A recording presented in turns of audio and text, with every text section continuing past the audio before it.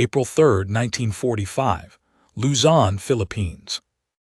The sky was so clear it looked unreal, a pale, endless blue above the narrow, winding jungle roads of the Cordillera Mountains. Below it, 24 trucks, painted in Imperial Japanese Army olive, rumbled uphill through choking humidity, groaning under the weight of ammunition, fuel drums, and the final rations of a garrison cut off from sea resupply. Captain Masaru Ishida sat in the passenger seat of the lead truck, sweating into his collar as the convoy crawled around a sharp ridge turn. He scanned the ridgeline. No American armor, no ambush, no gunfire. "Too quiet," his driver muttered, flicking his eyes toward the tree line. Ishida nodded. "They're still consolidating south of Baguio. Intel says their fighters are focused on Clark Field, not us." And then they heard it. A low whine, unfamiliar, not the rising screech of a diving Zero or the slow bellow of a B-24's engines. This was sharper, like metal tearing the wind open. At first Ishida thought it was the wind shifting through the highlands, a trick of echo. Then one of the drivers pointed upward. 3 black dots, no 4, no 6. They were glinting in the sun. Low, fast, fat, ugly. They weren't Zeros. They weren't B-25s either. These things were massive but single-engined. And they were descending. Ishida reached for his binoculars. He never made it. The first rocket slammed into the rear of the convoy with a streak of white smoke and a scream that turned instantly into fire. One of the fuel trucks detonated in a thunderclap that tossed burning debris 2 stories high.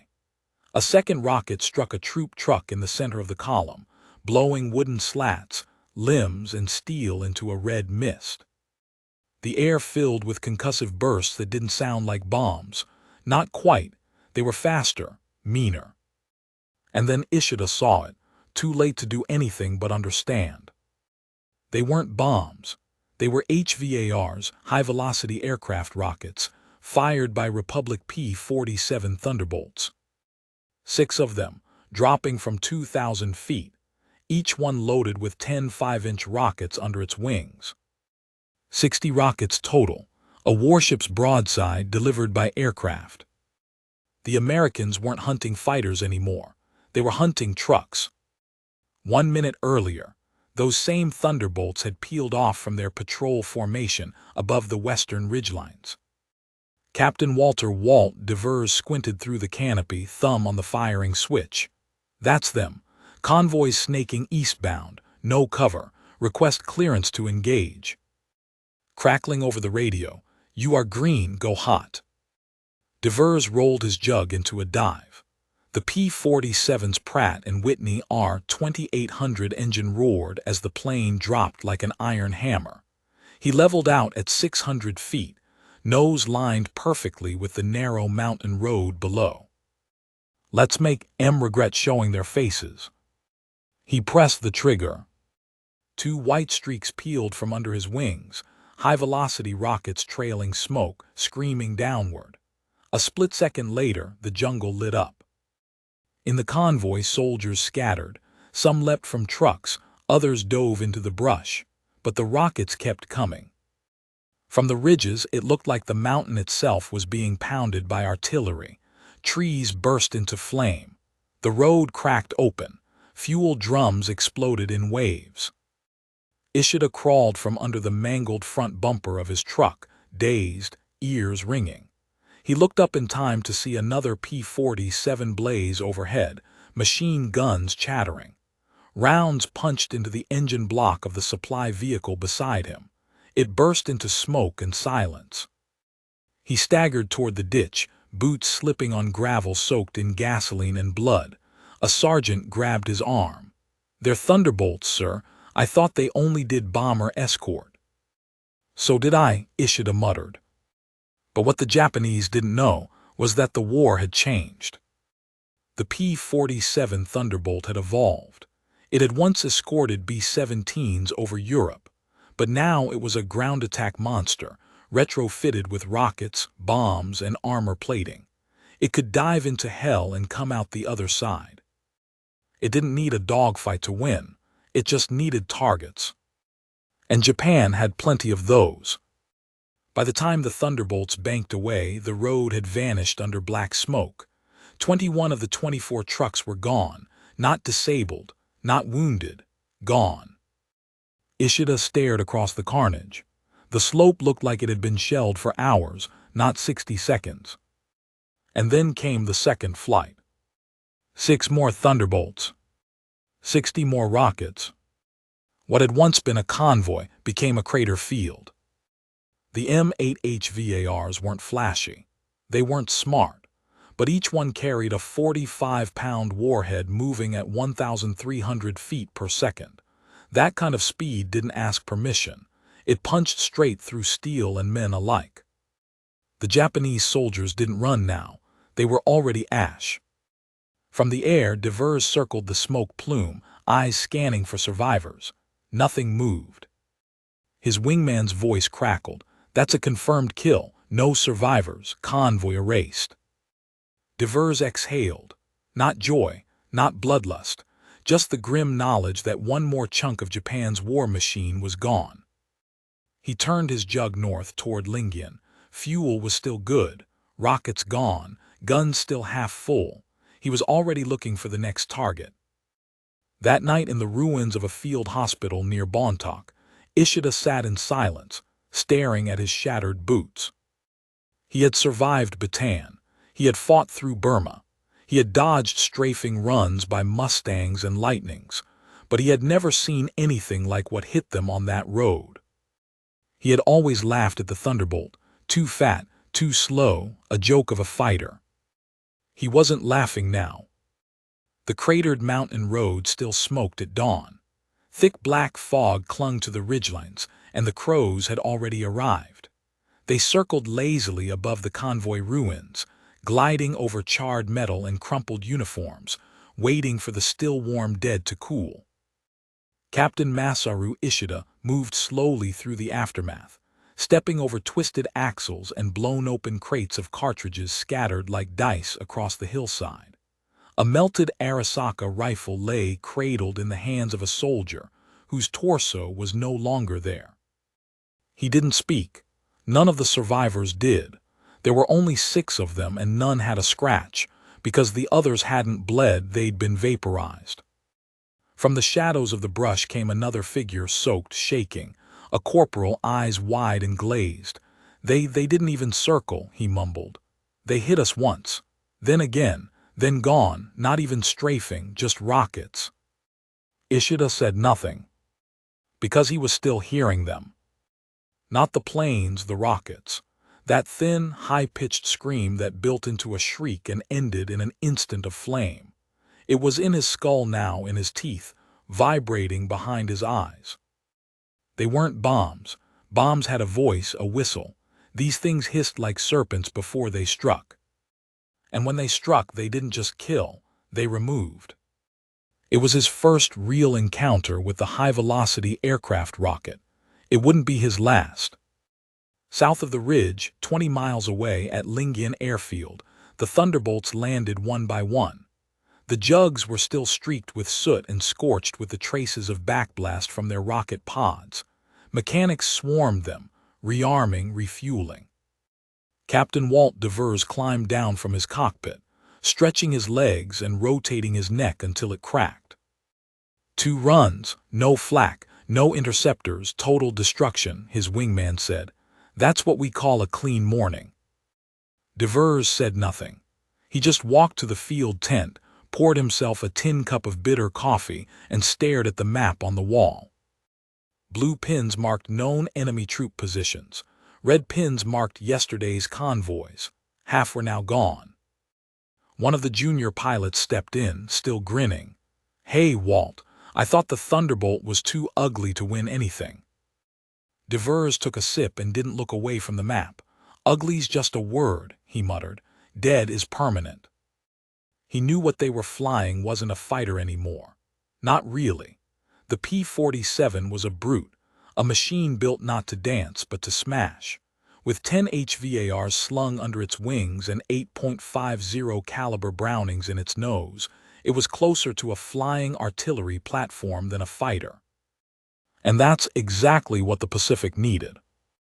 On the other side of Luzon, hidden beneath a camouflaged net in the jungle north of San Jose, Lieutenant Yukio Hayashi stood in front of a formation of pilots, or what was left of his squadron. The 26th Sentai had once flown Kai Oscar's nimble, graceful, but they were gone now, lost over Leyte over Mindoro. His new birds were Kai 61 Tonys, heavier, faster, and better armed. But no one was talking about dogfights anymore. The meeting was not about aerial tactics, it was about convoy escort. "We're not fighting fighter planes," Hayashi said flatly. "We're fighting rocket barges." A young sergeant raised a hand. "Why not strafe them as they take off? Lingian's exposed. One sortie, we can damage their jugs." Hayashi shook his head. "They don't take off in ones. They scramble in flights, and every one of them has more armor than any of us. One burst from their Brownings and we're ash." Someone in the back muttered, "Reijeki, they're doing what we used to do with torpedoes." But that wasn't quite right, and Hayashi knew it, because torpedoes had to be guided. They had to be aimed carefully. HVARs were dumb steel but fast, too fast to dodge. A Thunderbolt didn't need precision. It only needed altitude and a target. And Japan had targets everywhere. Back at Lingian, briefing orders had already been pinned. New convoy reported moving east from Santa Maria, 20 vehicles, mixed fuel and artillery transport, light escort. Devers and his flight were greenlit for 1600 hours. He climbed back into his P-47 and waited for the starter cart to spin the radial engine to life. The jug coughed once, then belched black smoke and roared. Above him the sun was descending. He knew the shadows would be long by the time they made contact. The convoy would be hugging the road's edge, trying to blend with the terrain. Maybe under trees, maybe under netting. Didn't matter. The rockets didn't need direct hits, just close enough. Lieutenant Hayashi's fighters lifted off 15 minutes later. The Tonys were lean, fast, and hungry for revenge. 6 planes in formation, hugging the low clouds. He knew where the convoy was. He knew the Thunderbolts would find it. He just didn't know if he'd live long enough to stop them. The sun was low and burning orange by the time the Thunderbolts came in over the hills east of Tarlac. Devers spotted the glint of canvas and metal through the trees. "Target acquired," he said into the mic. "Looks like they tried to cover themselves. Let's show them that's not enough." HVARs armed. Rocket pods primed. He lined up. 2 Thunderbolts dove first, releasing 4 rockets each. The jungle lit up in seconds, trees snapped, trucks burst into flame, smoke roiled upward like volcanic ash. Then the air cracked, not rockets, cannon fire. Hayashi's Tonys came screaming from the east, sun behind them. One of them lined up on Devers, cannons hammering. Rounds punched through the left wing of his Thunderbolt, not fatal but close. He yanked the stick, rolled hard, looped to avoid the second pass. The skies over the jungle turned chaotic, an aerial brawl over a battlefield already on fire. Thunderbolts twisted, heavy and thundering, releasing rockets into the chaos. One clipped the edge of a transport truck and detonated, sending a column of fire into a Tony that was too low to evade. Hayashi saw it all. He dove behind Devers, squeezed the trigger, and saw nothing. Jams. His guns weren't firing. Devers saw the glint of the nose just before he banked left and loosed 2 rockets blind into the canopy. One struck something. He didn't see what, but the explosion told him it wasn't empty. Hayashi's engine failed seconds later. Smoke poured from the nose. He leveled out, banking away. Not a kill, not yet, but enough to know he'd lost. The convoy below had no such luxury. It was gone, again. Devers circled twice, fire still burning, wreckage unrecognizable. He pulled north, throttle low, heading for Lingyan as the sun disappeared completely. At a field station near Baguio, Ishida sat staring at a wall map. The red excess were spreading. Roads were becoming graveyards. Supply lines were being erased. The convoys weren't failing because they lacked men. They weren't failing because they lacked orders. They were failing because every American plane now carried the firepower of a destroyer. And that firepower was being used not against battleships, but against trucks. Rain slicked the Luzon jungle in sheets. For 3 days straight it poured. Roads became rivers, wheels sank deep into clay, and every convoy slowed to a crawl.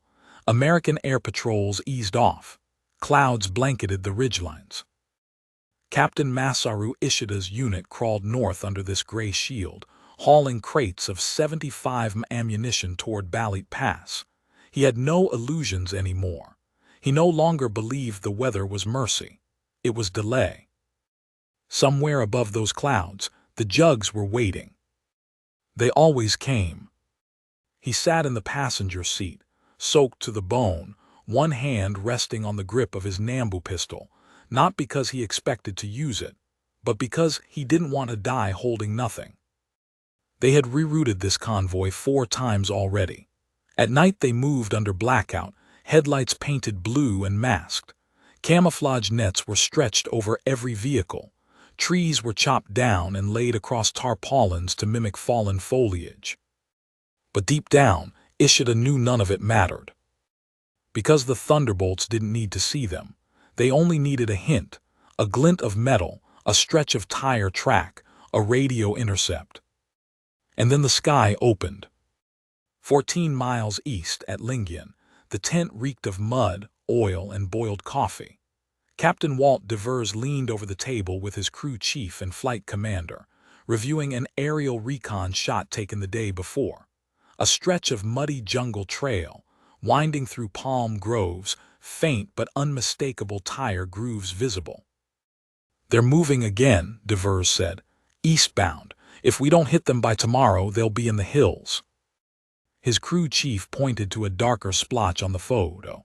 "That's either fuel storage or a maintenance trailer. If we hit that first, might cook off the rest."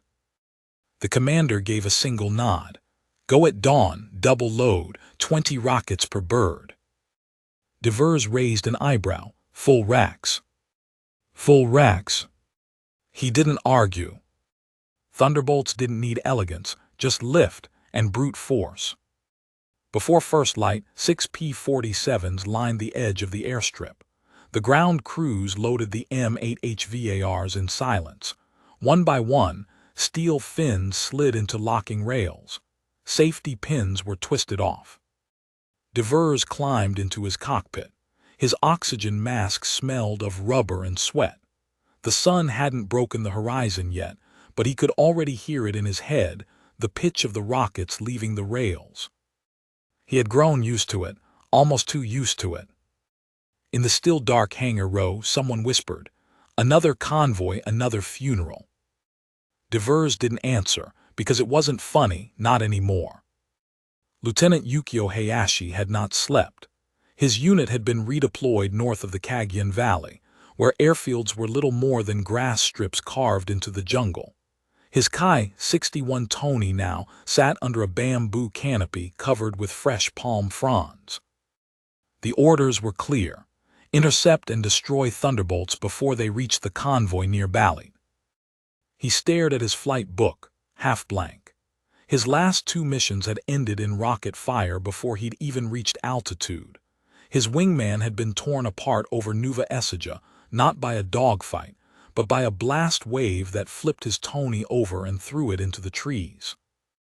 Hayashi had spent a decade training for air combat. Barrel rolls, energy traps, slashing attacks. None of it mattered now. He wasn't fighting pilots. He was trying to chase flying artillery. And the problem with artillery is that it doesn't need to see you to kill you. The convoy rounded a bend as the rain broke. The jungle steamed. Ishida lifted his binoculars and looked upward. Nothing, just fog peeling off the ridgelines. He turned to the driver. We'll reach the ridge in 2 hours. Push the lead truck faster. Tell the others to fan spacing. 30 meters minimum. The driver nodded, shifting gears. They drove another 8 minutes before the forest cracked with thunder. Not sky thunder, rocket thunder. It didn't come from above, it came from everywhere. Devers and his flight screamed in low at treetop level. The sun had just cleared the ridges, throwing long shadows across the road, perfect visibility. He fired first, 4 rockets straight into the lead vehicles. The explosion wasn't just fire, it was chaos. Flames tore up the road in both directions. Jungle trees were lifted off their roots. The front half of a truck flipped end over end like a kicked can. The rest of the jugs followed. One by one, 10 rockets per bird, 2-second intervals. The P-47s didn't even bank sharply. They just rolled level and let the warheads do the work. On the ground, Ishida was thrown from the truck before he even understood what was happening. He landed face first in mud, the sky flashing red and white. A second rocket hit the maintenance vehicle behind him, sending hot shrapnel across the brush line like a shotgun. Screams, fires, shells detonating in sympathetic bursts. He crawled toward a ditch, boots slipping, knees shredded. A corporal passed him, his face half gone, still trying to scream. And above them, thunder rolled again. Machine guns this time. The jugs finished their runs with strafing passes, 8 Brownings each, rounds punching down in perfectly spaced streams. By the time the third pass ended, the entire convoy was either burning or buried in the collapsing road. Hayashi's Tonys finally reached the sky, 6 minutes too late. From the south he spotted the smoke plumes first, thick, oily, curling. Then he saw the glint, 4 P-47s banking wide to return to base. He didn't radio, he just dove. But the jugs didn't break formation. One adjusted course slightly, the other stayed true. Hayashi came in hot, cannon hammering. He fired too early. The P-47 veered, not to escape, but to counter. Its pilot waited until Hayashi closed to 400 meters before opening up. The Brownings ripped through the sky in a single line. Hayashi saw the tracers streak past his left wing, too close, too many. He pulled hard right, overshooting the turn, blood rushing from his head. By the time he righted, the Thunderbolts were already gone. Ishida didn't move for 10 minutes. Not because he was wounded, because he couldn't believe it had only taken 10 minutes. The convoy was ash, 17 vehicles, 62 men, gone. They had no warning, no radar, no interception window. There had been no mercy. That evening, at a candle-lit operations table, Ishida and 2 other officers traced their fingers over a wrinkled map. They said nothing for a long time. The silence held until one of them finally muttered, "The Americans are not using fighters. They're using flying artillery, and they've removed the word safe from the road network." Ishida nodded. Because it was true. There was no safe road anymore. No safe convoy. No safe time of day. Just the waiting. And then the scream. And then the fire. The Thunderbolt didn't ask questions. It didn't give warnings. It just pointed its wings at something. And erased it. Colonel Takeshi Numata did not smoke. But on the evening of April 17, 1945, as he stood on the southern rim of the Cordillera Central Mountains and watched his third supply route vanish into smoke, he lit a cigarette with shaking fingers. He didn't care who saw him. The latest report lay on the table in front of him. 26 trucks destroyed northeast of Aratau. No survivors. The convoy had been staggered, camouflaged, escorted. It had departed before dawn. It had moved through cover. It hadn't mattered. No fighter escort had arrived in time. The Tonys and Oscars launched after the damage was already done. Again. He exhaled, looking into the jungle below. Insects buzzed. A faint orange glow still flickered on the horizon. Fuel still burned in twisted engines. His aide, Lieutenant Nakamura, stepped forward and said nothing. There was nothing to say. In Lingyan, Devers was already climbing into a new jug. His flight roster had doubled. The P-47 squadrons were being expanded, not to fight other planes but to erase roads. The orders weren't classified. Everyone knew what the new phase meant. The Japanese weren't just losing the air. They were losing the ground beneath them. Convoys, bridges, ammunition dumps, radar trucks, food wagons, nothing was safe. An HVAR didn't care if it hit a tank or a cabbage cart. It detonated just the same. One of the mechanics muttered as he locked a new set of rockets into the rails. "Goddamn things are like Roman candles of hell." Devers didn't disagree. Private First Class Hiroshi Akamoto ran with 3 others through the vines as the roar of thunderbolts echoed overhead. Their unit had been stretched thin, nothing more than a squad tasked with hauling mortar shells by hand through mountain passes. They were trained for jungle warfare, ambushes, mines. They were not trained to survive being spotted from the air and instantly vaporized by 45-pound warheads fired from 1,300 feet per second. The trail they had been following just minutes ago was now a cratered scar, trees torn open like paper. They had no rifles now, no equipment. One of them had lost a boot. Still they kept running, not from the Americans, from what flew above them. In a captured airfield briefing room, General George Kenney pinned a new aerial map to the wall. His pilots and officers sat quietly as he outlined the week's directives. Thunderbolt squadrons are to carry full rocket payloads, maximum fuel, minimal bombs. Your targets are not enemy fighters. Your targets are mobility, supply, momentum. He tapped 3 red zones. You kill their ability to move and you kill their ability to fight. You don't need dogfights to win this war. You need to make sure they can't eat, can't shoot, and can't stand where they're standing. The men nodded. There was no glory in it, but there was precision. The war was evolving, and the P-47 wasn't just a weapon anymore. It was policy. Captain Ishida had been reassigned, not demoted, not promoted, simply moved. His new orders had no specifics, just one phrase: road clearance interdiction awareness. Which meant, figure out where the Thunderbolts are likely to strike next and don't be there. He no longer carried a pistol. It had become a joke. Instead, he carried 2 maps, one of the old Imperial supply routes and one of the new dead zones, marked in red by the number of rocket craters reported by his surviving messengers. The dead zones were expanding. Hayashi flew again. This time the mission was different, not to intercept but to distract.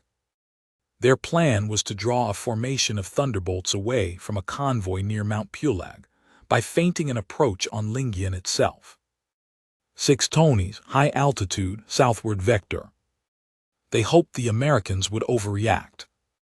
Instead, the P-47s ignored them. Devers' squadron had flown northeast instead, right into the unprotected convoy. The deception had failed. The convoy was already ash before Hayashi reached the coast. Back at his outpost, Colonel Numata poured tea with a trembling hand. It sloshed over the edge of the tin cup. Nakamura sat across from him, silent. The colonel asked how many. 22 vehicles, 78 men. And our fighters? They did not engage.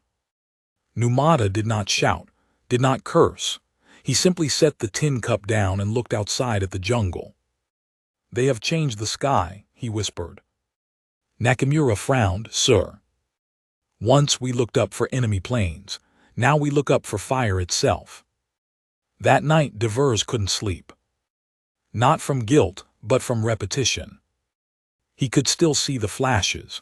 The moment each rocket left the rails, the sound more felt than heard as they passed under the wings. He wasn't killing soldiers anymore. He was killing the future of an army before it could arrive. And somehow that weighed heavier. By May, the term Thunderbolt Alley was whispered among Japanese troops across the northern Philippines.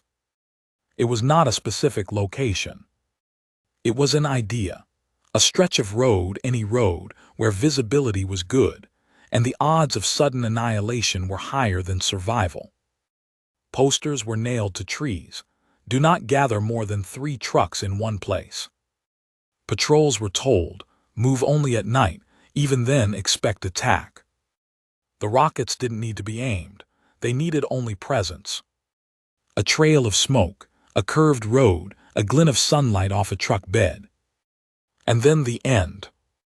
Even among Japanese pilots, the conversations were changing.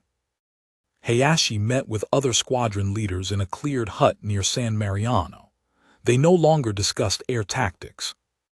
They discussed what roads to avoid, which clouds gave the best cover, whether the Americans had started using aerial spotters again.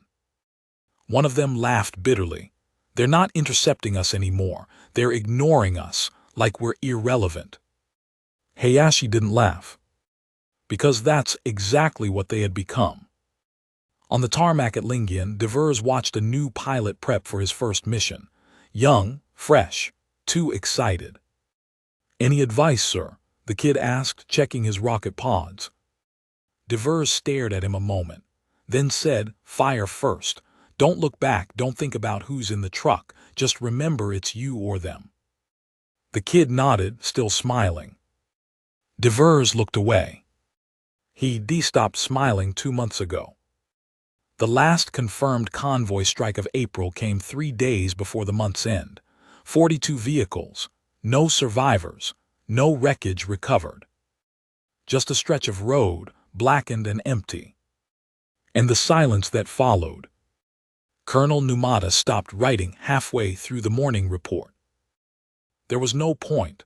The numbers didn't mean anything anymore. Every convoy listed in the past 8 days had been hit, not just attacked, erased. He stared at the column labeled status beside each unit's name. Red ink, red ink, red ink. Destroyed, no survivors.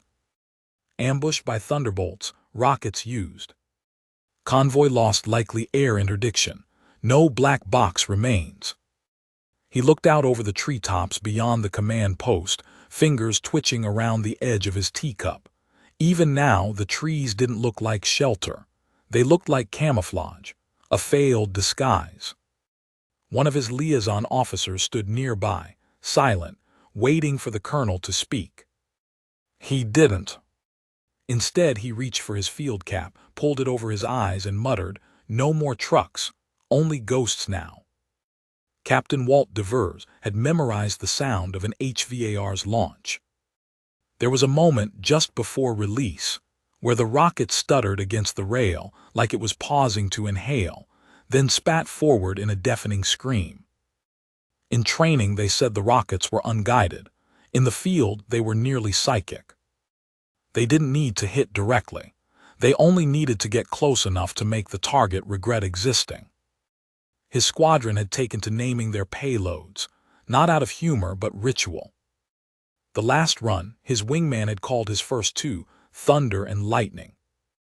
Devers had named his Regret and Memory. He never saw what they hit, but from 800 feet up, the fireball had been too large to be anything but final. Outside Bambang, a mule cart crawled through what had once been a highway. 2 conscripted laborers walked alongside the animal, heads low, eyes flicking skyward every few steps. Behind them, a second cart carried crates of mortar rounds, reboxed, mislabeled, hidden under sacks of uncooked rice. The Japanese army was improvising now. The fuel trucks were gone. The tankers were gone. The mechanics, the cranes, the maintenance shelters, all vaporized under rocket fire. Now they used animals, forest paths, human legs. The modern war machine, turned backward in time by American rockets. Lieutenant Hayashi stood beside a damaged Kai-100, listening to the jungle wind. The aircraft's right wing was warped, riddled with holes from shrapnel that had burst too close during the last flight. He wasn't sure if it would fly again. He wasn't sure if it mattered. He lit a cigarette and watched two of his men paint fresh stripes on a camouflage net. They were trying to break up the silhouette of the next plane before the Thunderbolts came again. He didn't tell them the truth, that the jugs didn't need clear silhouettes.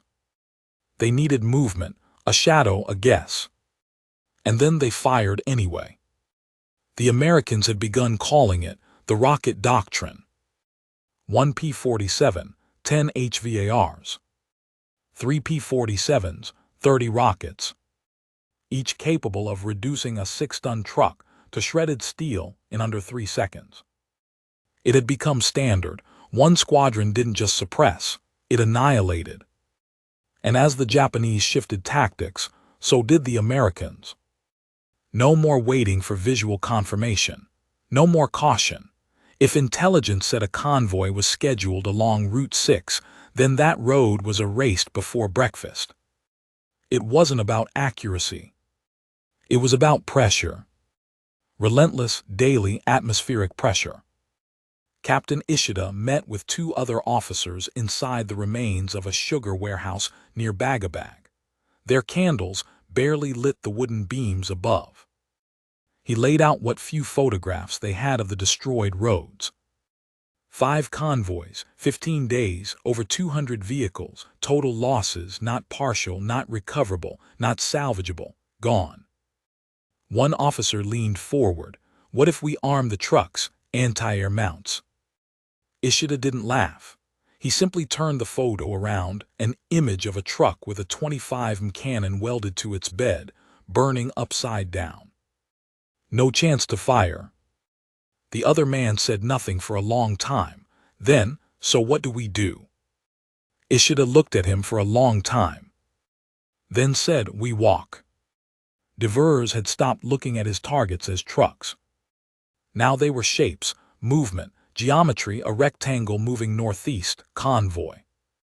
2 points behind it staggered evenly, escort. An X formed where the road bent, ambush opportunity. The rest was math, distance, airspeed, wind, thumb on the trigger. When the rockets left the rails, he didn't pray, he just watched. 2 days ago, he'd hit a convoy moving in fog. Rockets vanished into mist. Seconds later, orange, heat, thunder. They destroyed the lead truck, and the rest couldn't turn around in time. That was the real power of the HVARs, not the explosion. The trap. Hayashi watched the last transport plane take off from a parry. It struggled to gain lift, overloaded, undermaintained. Inside were wounded, orders, scattered pieces of metal and paper. If it was intercepted, it would vanish like everything else. He didn't wave. He simply turned back into the jungle. No more wings. No more roads. Only silence in the slow march south. Somewhere near Kyangan, a single American reconnaissance team discovered the remnants of a Japanese convoy that had been struck 3 days earlier. The crater field was still warm. Metal slag sizzled in the mud. No bodies. Only boots, shredded canvas, a helmet hanging from a tree. And one tire still spinning slowly, even though the axle was 20 feet away. The sergeant muttered, Jesus. The corporal said, not Jesus, Thunderbolts. In Manila, a report was written for command review. Pacific Rocket Interdiction Effectiveness Summary, Luzon Sector. Enemy vehicle losses, April 1, May 1, 782 estimated confirmed. Number of Thunderbolt sorties launched, 207. Rockets fired. Air-to-ground engagements, 93. Japanese counter-air actions, 11 all ineffective. Pilot casualties, 3. Enemy movement through primary roads, 0. The report concluded. Strategic interdiction using Thunderbolt squadrons has achieved complete operational paralysis of Japanese surface logistics in central Luzon. Colonel Numata no longer issued convoy orders. He issued death notices. In the morning, he sat beneath a tarp and wrote the same words, over and over. Engaged by aircraft, no remains. Engaged by aircraft, no remains. Engaged by aircraft, no remains. Divers's crew painted another row of HVARs in dull olive. No words this time, no names. Just one symbol, stenciled in white on the nose cone. A simple American lightning bolt. Because thunder had already become the language of war. Captain Ishida didn't believe in ghosts. But the road south of Balit Pass had won. The locals said it came before dawn, low, fast, without sound until it screamed. Then the ground would tremble, metal would fly, and the trees would smoke for hours. They called it the silver shark with fire breath. Ishida knew better. It wasn't a ghost, it was a thunderbolt. And it had come again. The crater was still fresh when he arrived. A supply team had tried to slip through before sunrise. 9 vehicles, 2 were still burning. 1 was upside down in a ravine, axle cracked like snapped bone. The rest, gone. No sign of the drivers, only uniforms, blown from bodies and caught on tree branches. He didn't order recovery. There was nothing to recover. Instead, he turned around and walked 5 kilometers back to the command shack. There would be no more convoys. American intelligence officers no longer tracked Japanese movement by roads. They tracked absence. Where trees were not broken, where ground wasn't compressed, where water crossings showed no mud, that's where the enemy was not. Where the jungle was disturbed, even slightly, they called in the Thunderbolts. And the HVARs did the rest. One officer wrote, "This isn't reconnaissance. This is erasure. You find the shape of what was there by what isn't anymore." Hayashi's remaining flight group had dwindled to 2 aircraft. 2.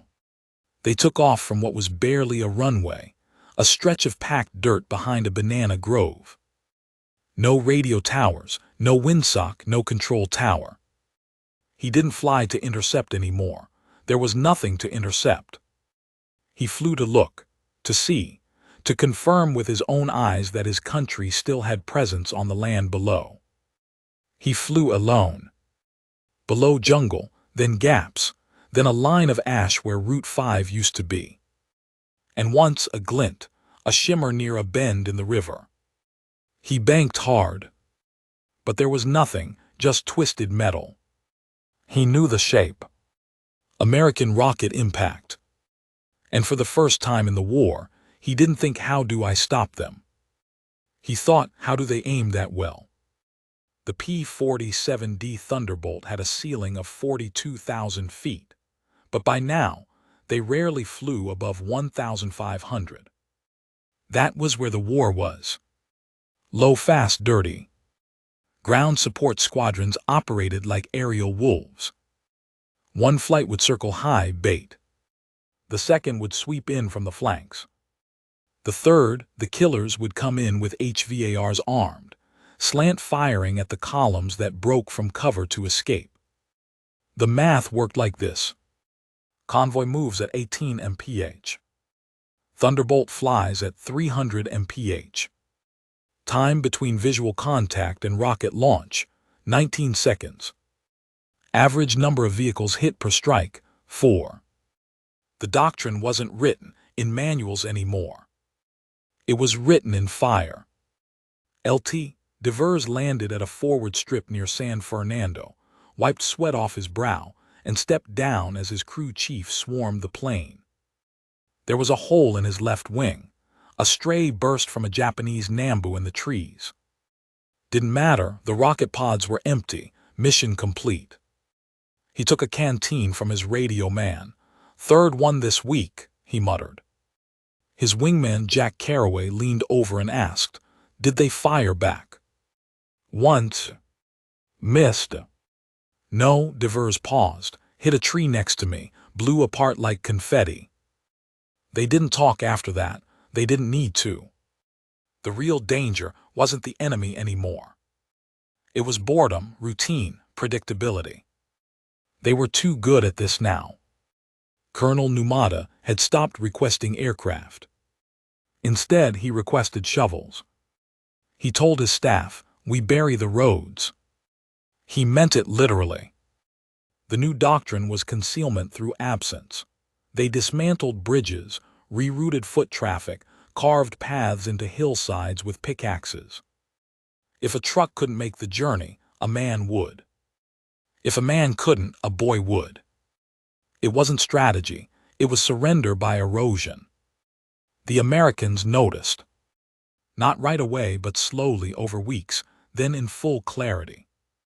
Convoys had disappeared. There were fewer fuel dumps to bomb, fewer columns to strafe. They didn't understand at first. Then a forward observer caught sight of men crawling along an old water line, hauling crates by hand. No engines, no lights. Just shadows in the dirt. The Japanese were going backward, not tactically, civilizationally. This wasn't just interdiction, it was regression. At Clark Field, a visiting general watched a Thunderbolt sortie arm for launch. The pilots didn't salute, they nodded. He saw the rockets, the fuel tanks, the fresh oil dripping off landing gear. He turned to the group commander and asked, "Still need the B-25s for this sector?" The commander grinned. "Sir, these boys do in 10 minutes what bombers do in a week." The general didn't write that down. But he'd remember it. Hayashi no longer had a command. He sat beneath a canvas awning, looking at a rusted propeller blade that had been bent backward in a crash. No aircraft remained. Only fragments. And a diary. He opened it, wrote one line. "Thunder falls without storm now." American engineers recovered blackened steel near Bayambong. They guessed it had been a fuel truck once. The crater had fused the ground beneath into glass. One soldier touched it, recoiled, and said, "Hot." Another said, "3 days old." The first one said, "Still angry, huh?" The second didn't reply. They stood in silence. And listened. No birds, no insects. Just wind. Ishida issued his final transmission to Northern Sector Command. "No more roads, no more convoys, the air belongs to them. We move by foot only. Expect no supplies, expect no help, expect only sky." He folded the paper, gave it to a runner. Then he picked up a shovel. Because walking didn't mean surviving. The P-47s continued flying. HVARs continued launching. But fewer targets appeared. So the Thunderbolts hunted infrastructure.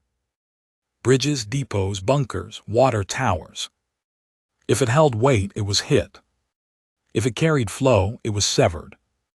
If it connected anything, it was destroyed. In Tokyo, a young lieutenant read an intercepted American report. It spoke of air dominance and interdiction saturation. But it ended with a phrase that chilled him. Thunderbolt doctrine has created a new form of war, an enemy that does not retreat but vanishes.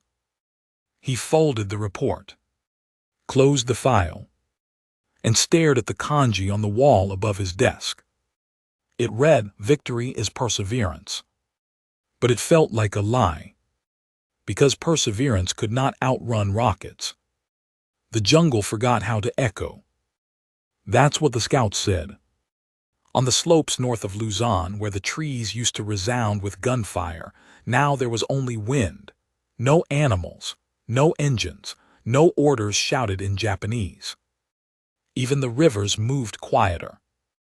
Where convoys once crossed, ash covered the banks, burned canvas, twisted axles, pieces of men.